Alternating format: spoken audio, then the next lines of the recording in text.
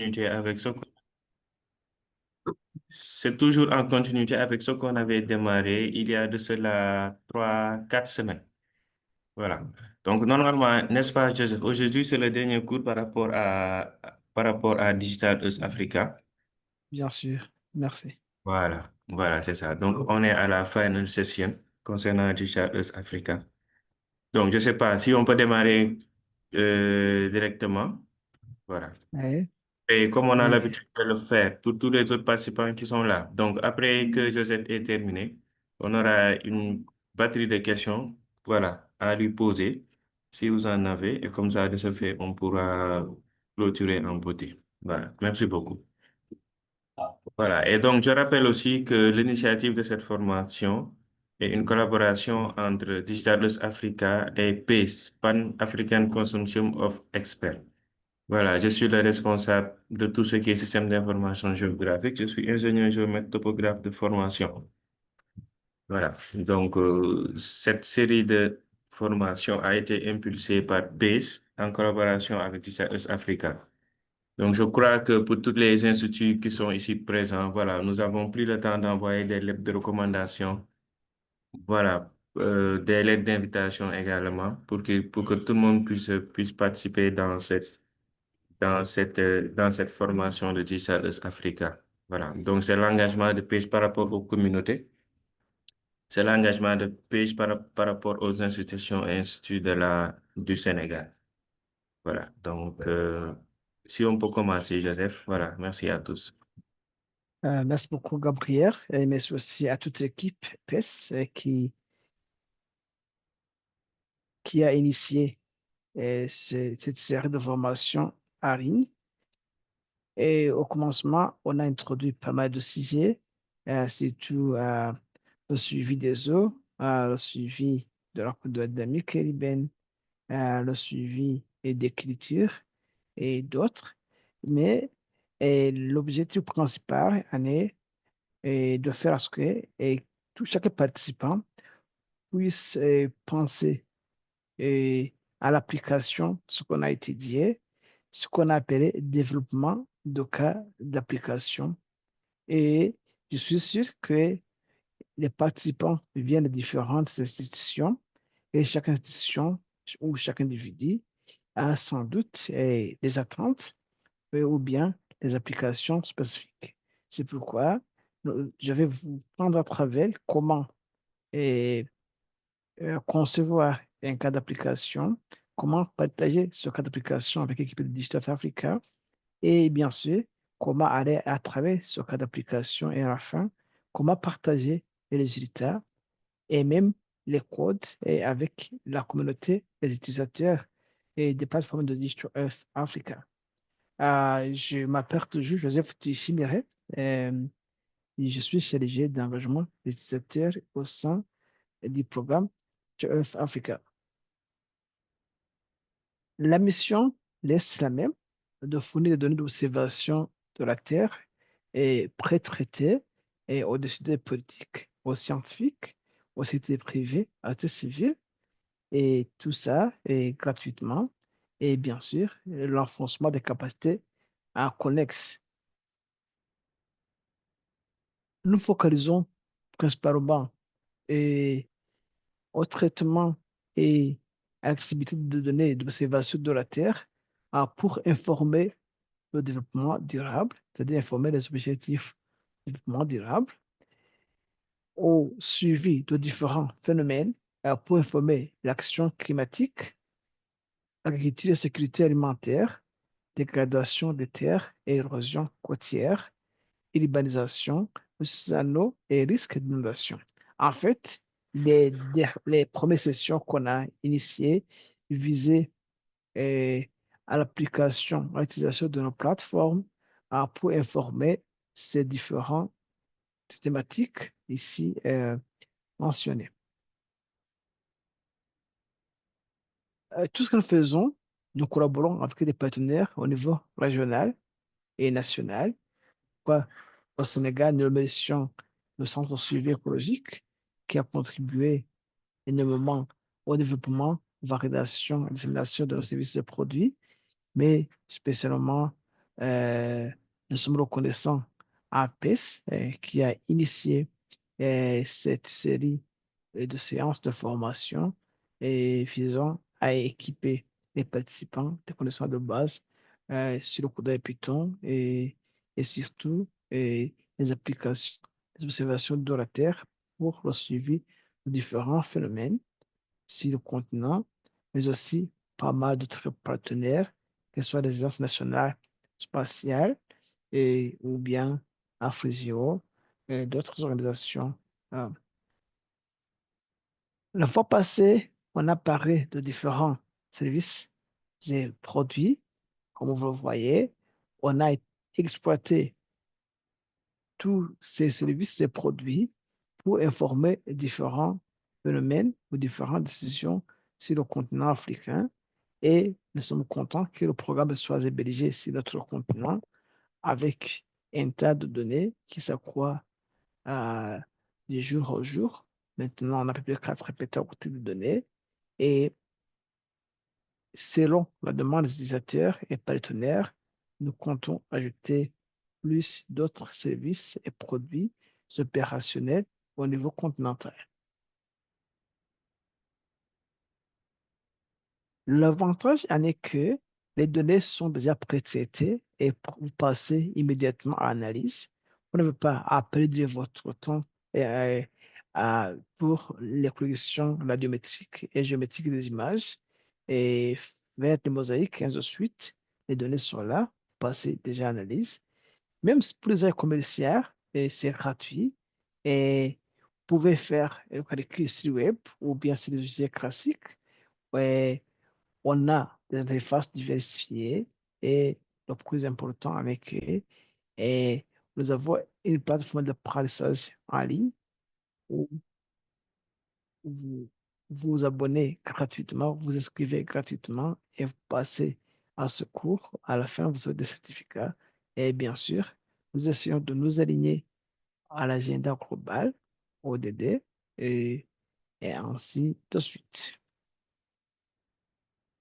La fois passée, j'ai démontré comment on peut accéder au cas du Sud-Afrique et faire des analyses d'activité d'exploration et de changement et changer des liés et comment le connecter à la sandbox. Je suppose que tout le monde a été garanti un accès à la sandbox. Vous avez déjà un compte à travers lequel vous pouvez manipuler le code Python et faire des analyses et exploiter des états en forme de graphiques, tableaux et cartes, ou bien exploiter même des états bruts, des données brutes, je dis. Et pour aussi utiliser le logiciel classique comme SIG ou comme ArcGIS ou QGIS. Et bien sûr, le service de renforcement des capacités en ligne a été mis là-bas pour aider les utilisateurs à renforcer les capacités. Mais le co-développement des cas d'application, c'est très important parce que ça nous permet d'améliorer les conditions de vie des Africains. Et comment co-développer un cas d'application? C'est une façon très simple. Vous, vous concevez le cas d'application, vous identifiez les objectifs et les approches, les états attendus. Et enfin, notre équipe scientifique est là pour vous aider à réaliser votre cas d'application et où nous contribuons techniquement et nous essayons de faire le mentorat jusqu'à ce que nous obtenions des résultats satisfaisants. Et à la fin, nous pouvons partager les résultats, soit de publications, ou bien que ce soit dans des conférences, ou bien dans des revues scientifiques. Et on peut aussi partager les codes. Pourquoi partager les codes? Ça nous permet à aider la communauté utilisateur et parce que le code peut être dupliqué dans notre région ou bien peut être amélioré par un autre utilisateur au lieu de commencer à partir de zéro. Alors, le pourquoi étape de cas d'application, vous savez que le mode d'un cas d'utilisation, eh, ça va consister à créer des applications ou des scénarios spécifiques qui démontrent comment les données satellitaires et les informations spatiales peuvent être utilisées pour résoudre des problèmes réels en Afrique. Ces cas d'application présentent les applications pratiques des données et des outils de Digital of Africa et soulignent comment ils peuvent contribuer à une prise de décision éclairée, à l'élaboration de politiques et au développement durable. Notre équipe est là pour vous aider à développer un cas d'application. Pour ce faire, vous devez lancer une requête détaillant votre cas d'application. Vous devrez fournir des informations sur votre cas d'application, y compris la description et des éléments suivants. Il faut savoir l'objectif de votre cas d'application. Il faut savoir votre zone d'étude et pas de temps. Parce que ça, c'est très important, voir si les données sont déjà existantes pour votre zone d'étude et quels sont les capteurs ou bien les images appropriées pour votre zone d'étude et pas de temps. Et il faut aussi voir la portée de votre cas d'application.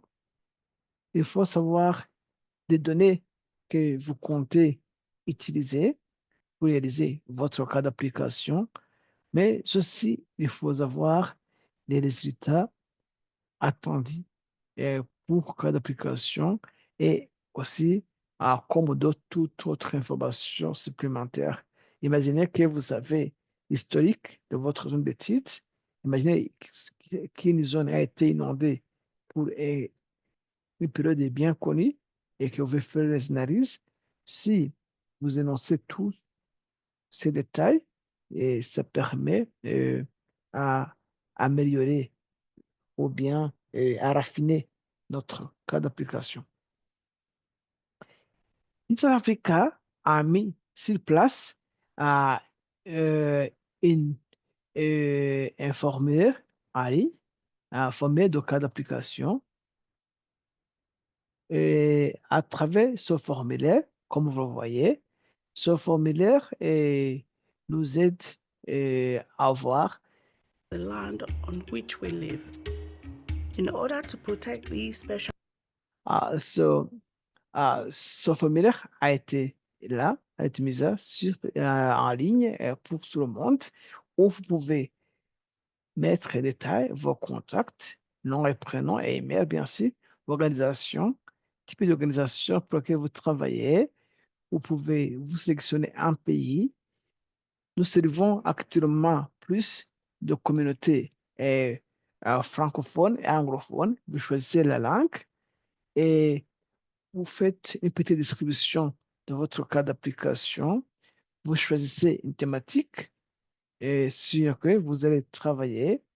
Euh, vous précisez votre nom de titre, soit en utilisant les coordonnées géographiques ou bien en mentionnant le nom de votre zone de titre, la période de titre, l'échelle à laquelle vous voulez travailler et vous pouvez ajouter des informations supplémentaires. Et enfin, vous acceptez les conditions de collaboration. Enfin, vous envoyez euh, le cas d'application. Et ça, pourquoi? On a vu que pour communiquer avec nos collaborateurs, nous avons une page que nous appellerons support sur notre site. À travers cette page, vous pouvez demander euh, euh, un soutien technique. Vous pouvez euh, envoyer votre cas d'application ou bien vous pouvez envoyer un ticket à travers notre helpdesk. Alors, une fois que vous avez envoyé votre cas d'application, euh, l'équipe de FK va vous contacter. On va discuter sur l'assistance technique. On va discuter si l'accès aux données, plateformes et environnement d'analyse. Imaginez que vous allez travailler sur une grande étendue. On va vous accorder une grande capacité de mémoire sur la sandbox. Et bien sûr, si on voit que le cas d'application a un intérêt capital sur beaucoup de personnes dans votre région. Et enfin, comment disséminer les résultats et est-ce qu'on va publier euh, c'est un projet de recherche, est-ce que c'est un projet de développement ou bien on va publier, c'est un projet scientifique ou bien on va publier les codes et ainsi de suite. Ça, on va discuter avec l'équipe de l'État Africa. Ah, ça, c'est ce que je vous ai déjà montré à travers le formulaire. Euh, et après avoir envoyé votre cas d'application, ce que nous allons faire à l'interne, nous allons évaluer euh, la demande de cas d'application reçue. Nous allons aussi déterminer la faisabilité de fournir une assistance parce que de temps en temps, quelqu'un peut envoyer un cas d'application qui est au-delà de leur capacité. Là, nous revenons à l'individu en disant, peut-être que vous pouvez euh, contacter euh, cette organisation ou bien vous pouvez ajuster ainsi pour que nous puissions vous assister.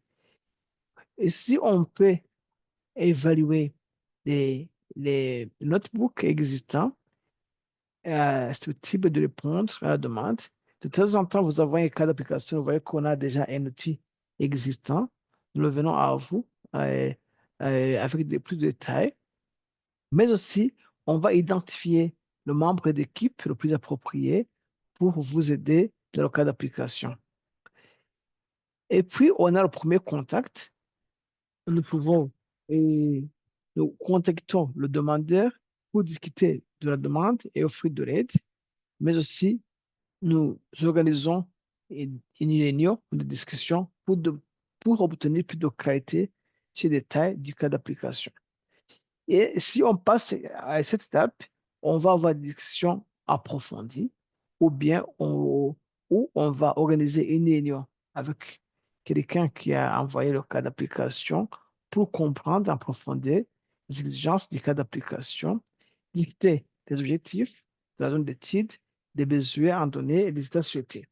Ici, c'est très important parce que quelqu'un peut compter travailler au niveau national et on voit que pendant que l'on fait le test, il faudrait peut-être travailler à petite échelle, tester la méthodologie et enfin lancer au niveau national.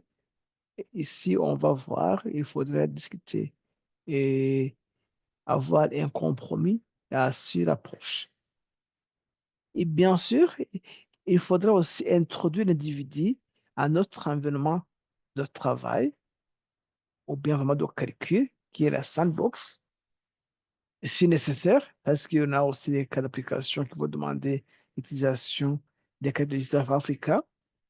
Et si c'est ainsi, nous pouvons eh, commencer par le cours en ligne, introduction à la sandbox de Digital Health Africa, afin que l'individu puisse comprendre notre environnement de travail. Et en fait, on a des efforts collaboratifs où on peut aider le demandeur à développer le notebook pour son cas d'application. À chaque étape du processus, nous sommes là pour appuyer le demandeur et bien sûr, nous pouvons offrir un soutien de qualification et de recommandation. Pour tout le processus, l'équipe de Digital Africa est là pour guider scientifiquement et non exécuter le cas d'application. Notre travail, c'est plus de mentorat et ce que nous faisons, nous collaborons avec le demandeur du cas d'application et nous faisons en ce que nous puissions arriver à des états satisfaisant. Et quand on est coincé, nous assurons ensemble, nous cherchons des solutions. Mais et il y en a qui dit, voilà, l'équipe va, vous pouvez me donner une carte de l'étendue de végétation mangrove pour une région. Nous disons, et nous sommes là pour vous assister et non pas pour produire la carte pour vous. Parce que l'idée en est que nous devons renforcer la capacité des partenaires et utilisateurs pour qu'ils puissent euh, faire le travail eux-mêmes. Et aussi, nous autorisons le demandeur à participer activement à la réalisation du cas d'application. Imaginez si on n'a pas accès à la sandbox, si on n'a pas accès à des codes et outils, cela peut retarder l'effort du demandeur du cas d'application. Et enfin, si les résultats sont satisfaisants, en plus de la visibilité ou bien à travers différents sites web, à travers nos blogs par exemple, des présentations dans des conférences, des présentations scientifiques, nous nous avons un fichier qui s'appelle cas d'application, use cases, à travers lequel nous partageons le code et les résultats des cas d'application. Vous voyez que maintenant, nous avons 1, 2, 3, 4, 5, 6, 7, 8 cas d'application auxquels le public a accès et les codes peuvent être dupliqués dans d'autres régions. Ici, on a quelques cas d'application et qui ont été d'ailleurs transformés et en, en, en success stories, en histoire qui montrent les capacités ou bien les capacités qui existent de plateformes de DIA Africa. Ici, par exemple, ici, on peut cartographier l'agriculture au niveau continental. Ici, on peut comment les gens spatiaux au niveau continental ont bénéficié de, des cubes de données locales et comment les données cet été ont informé des agriculteurs à petite échelle et au Botswana et comment gérer des risques d'inondation, comment gérer du rendement agricole et ainsi de suite. Et au Sénégal, on a travaillé aussi sur la région côtière. Euh, Ici, au Niger, on a travaillé sur la cartographie des inondations dans les zones de Falingué qui ont lieu entre le mois d'août et octobre 2024. Et ici, au Botswana, on a suivi l'évolution du lac Ngami dans le détroit de Kavango et on a informé différents pratiques d'illustration et bassin versant. Si on voit quelques exemples, en collaboration avec les experts du Centre de suivi écologique, on a pu suivre l'érosion côtière à Saïpotidal, chez vous, au Sénégal, qui est une zone affectée par l'érosion côtière qui essaie de détruire différentes infrastructures et développement. C'est pourquoi on a mis des ouvrages de protection. Et cette équipe, en utilisant les images haute résolution, on a pu euh, cartographier et varder notre service Coastline pour sur cette région où on a des traits de côte de référence qui ont été comparés avec des traits de côte extraits des images haute résolution.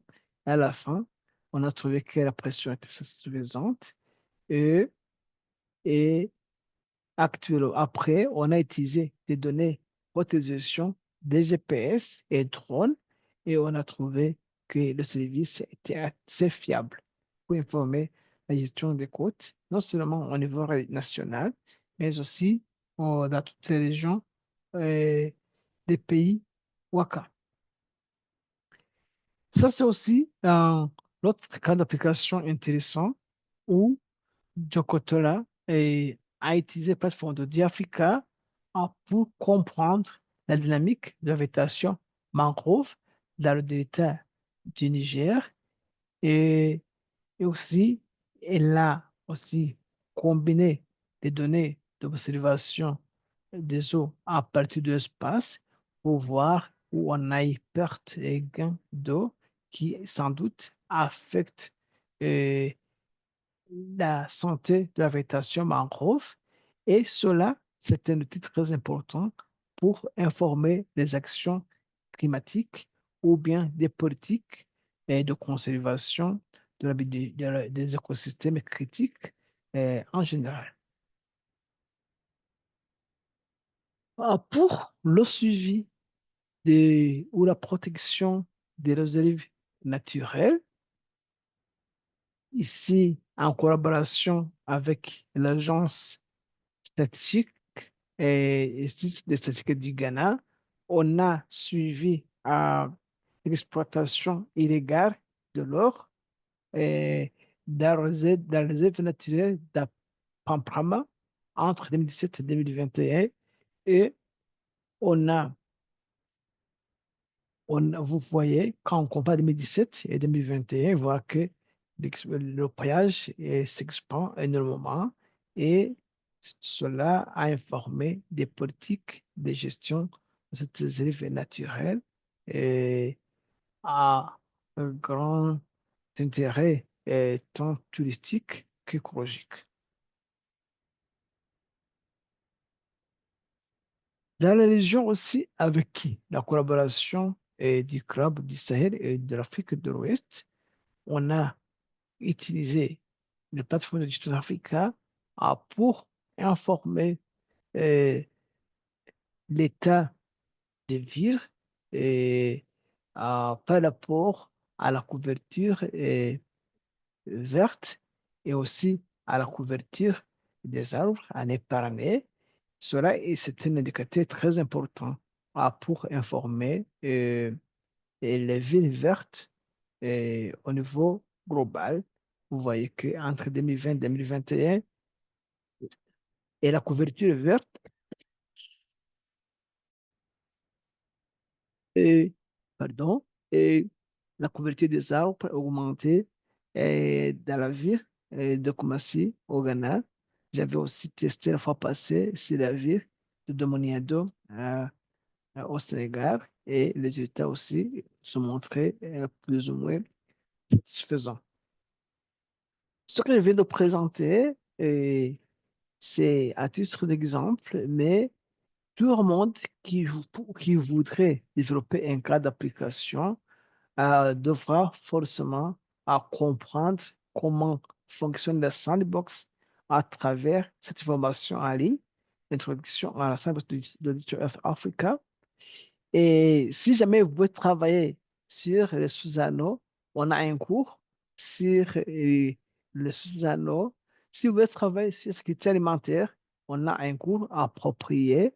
Si vous voulez travailler sur les eaux côtières, on a développé un cours.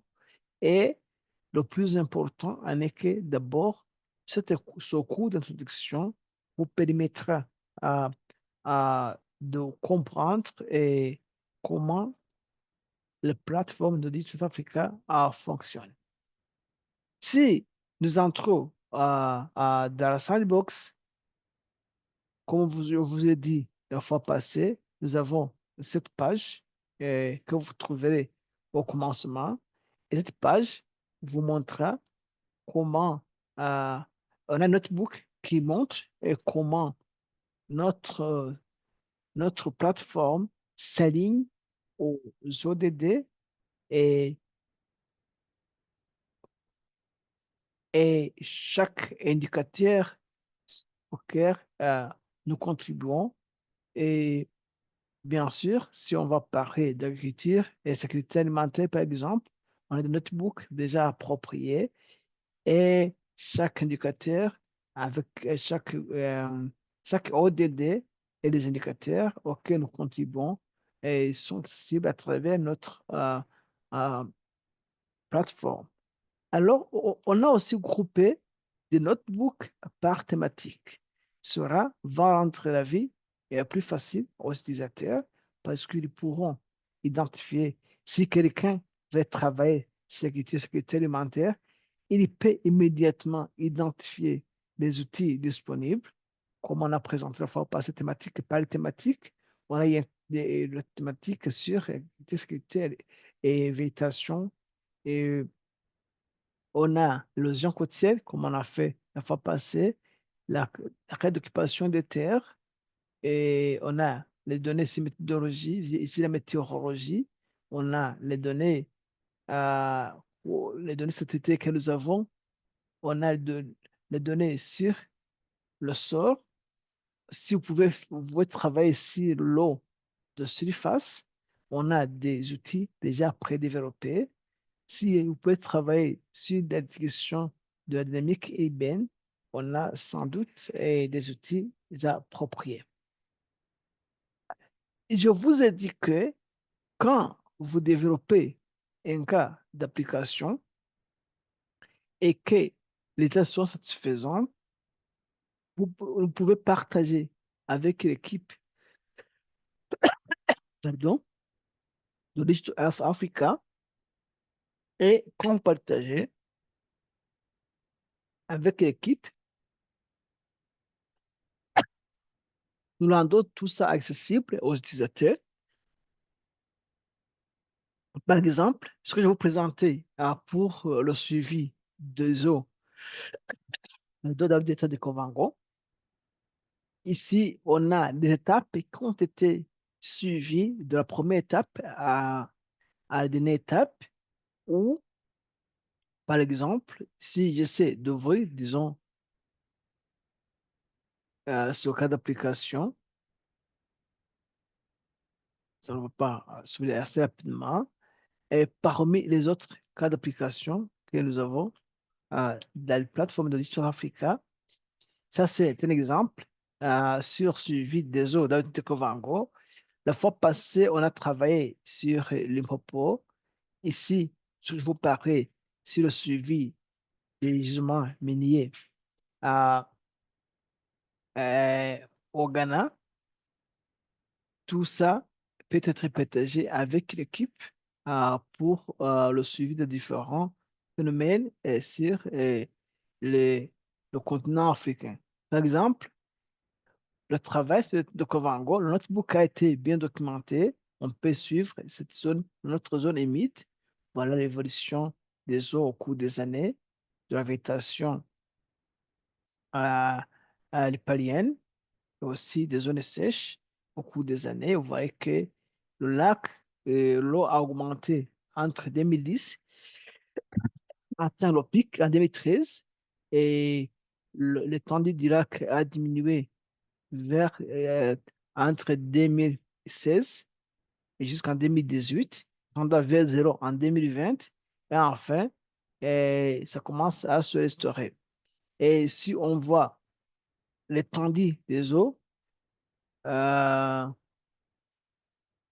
pour notre delta, vous voyez que l'eau a évolué, comment l'eau a évolué au cours du temps, vous voyez, mais quand on voit et on peut combiner avec l'historique de climatologie, et enfin, on peut combiner des graphiques qui montrent l'évolution des eaux et, et la pluviosité dans notre région, parce que vous voyez qu'il y a toujours un impact de la pluviosité sur l'étendue des eaux dans une région et, et ainsi de suite.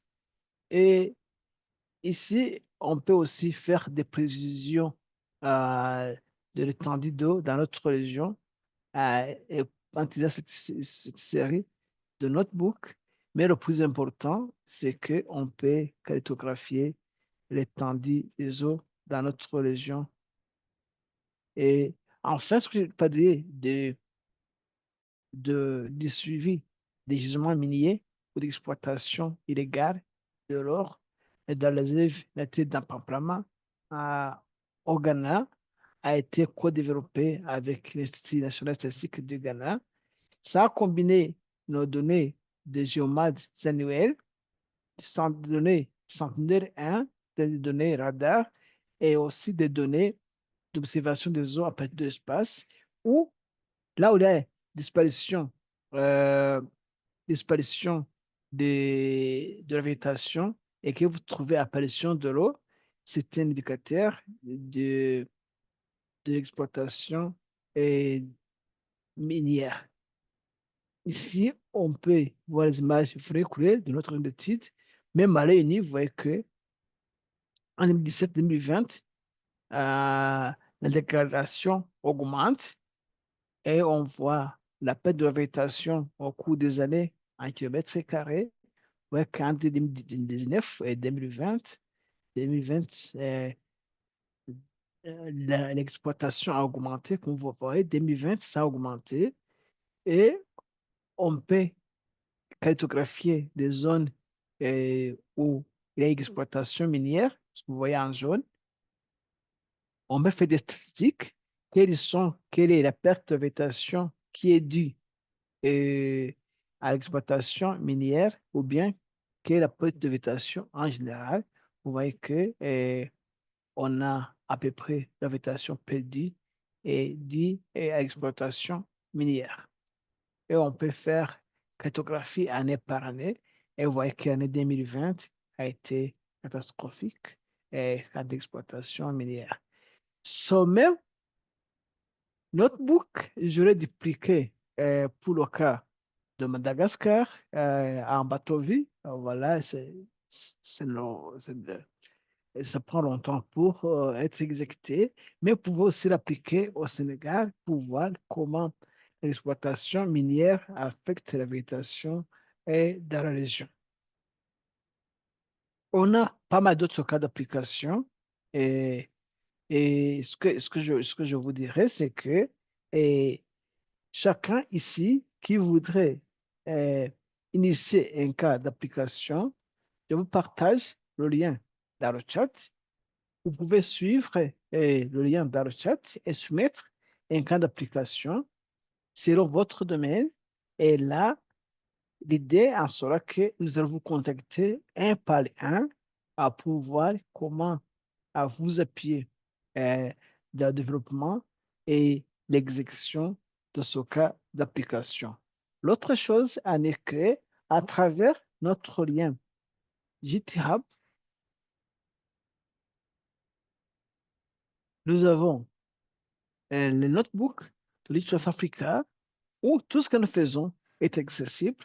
Les codes sont accessibles pour les gens qui travaillent euh, avec le code Python et que ici, nous avons les cas d'application que vous pouvez, et les codes, vous pouvez les adapter selon votre analyse que vous voulez. Là, je vous partage aussi le lien GitHub sur lequel vous pouvez trouver les cas d'application. Et bien sûr, chaque mercredi, à 11h GMT, nous avons une session d'échange. Demain, on va avoir une session sur la quantification du volume des eaux des barrages en utilisant l'intelligence artificielle et l'apprentissage automatique. Et, et si jamais vous avez quelque chose à présenter, faites-nous signe. Nous vous donnons du temps pour partager vos recherches avec la communauté du Just Africa. Bien sûr, comme je vous ai dit, dès que vous envoyez un ticket, nous le venons vers vous le plus vite possible. Et bien sûr, je vous encourage à capitaliser la plateforme de renforcement des capacités en ligne qui vous équipe des connaissances de base sur le code Python, mais spécialement sur l'utilisation des plateformes de South Africa, c'est tout la sandbox dans votre travail quotidien.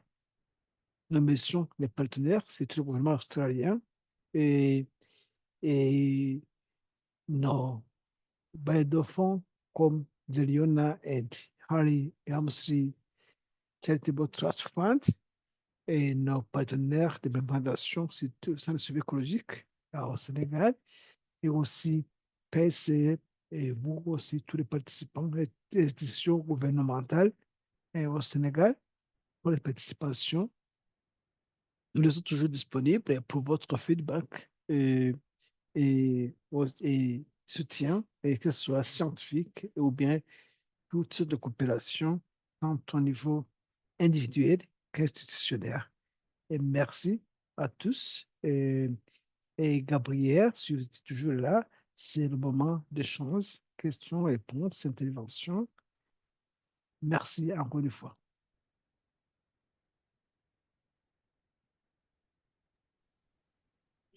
Voilà.